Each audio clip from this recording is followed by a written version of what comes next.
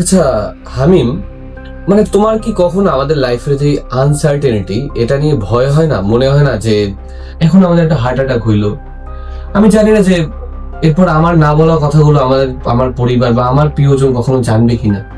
So এই যে uncertainty নিয়ে কখনো ভয় হয় না তোমার? ভালো কথা বলছো। আসলে আমার না ভয়ের থেকেও অনেক বেশি চিন্তা হয় কারণ আমরা তো কোনো কিছুই নিয়ন্ত্রণ করতে পারি না। এই যে আমরা সবকিছু আগামীকাল আগামীকাল বলি, আগামীকালের জন্য ফেলে রাখি, আসলে আমরা কি সময়কে নিয়ন্ত্রণ করতে পারি না তো, তাই না? বুঝলাম না বন্ধুরা, তোরা হঠাৎ এত ফিলোসফিক্যাল কথাবার্তা বলছিস কেন? আরে চুপ কর তো। আসলে আমার কি মনে হয় জানিস তো হামিম, যে আমরা না মৃত্যুকে ভয় পাই না, আমরা ভয় পাই অনিশ্চয়তাকে, কারণ এটা আমাদের প্রস্তুত হতে দেয় না।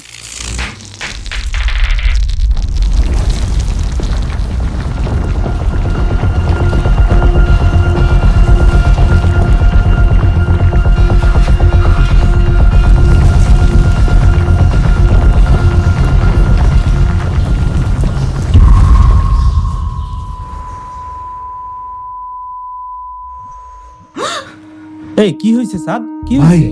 ভাই আমি জীবন মৃত্যুর এক অদ্ভুত বিভৎস খেলা দেখলাম। কেমন? ভাই আমি দেখতেছি যে ভূমিকম্প হইতেছে, আর আমরা সবাই বিভৎসভাবে দৌড়াইতেছি নিজের জীবন বাঁচানোর জন্য।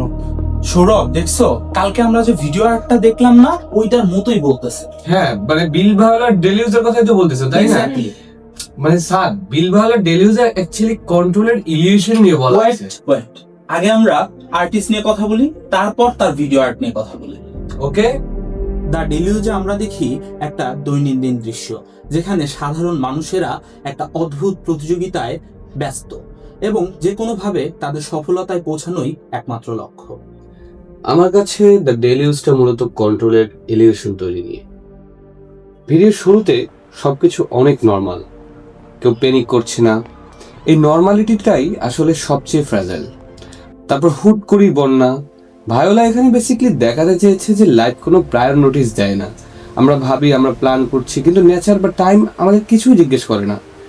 এই ওয়ার্কটাই আমাকে অস্বস্তিতে ফেলে দেয়, কারণ এটা প্রমাণ করে দেয় স্টেবিলিটি একটি টেম্পোরারি ম্যাটার, পার্মানেন্ট বলে কিছু নাই।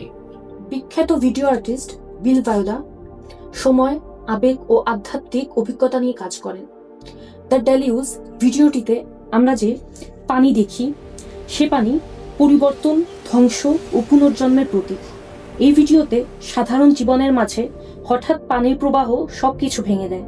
এখানে পানি শুধু বন্যা নয়, এটি জীবনের অনিশ্চয়তা ও আবেগের বিস্ফোরণ।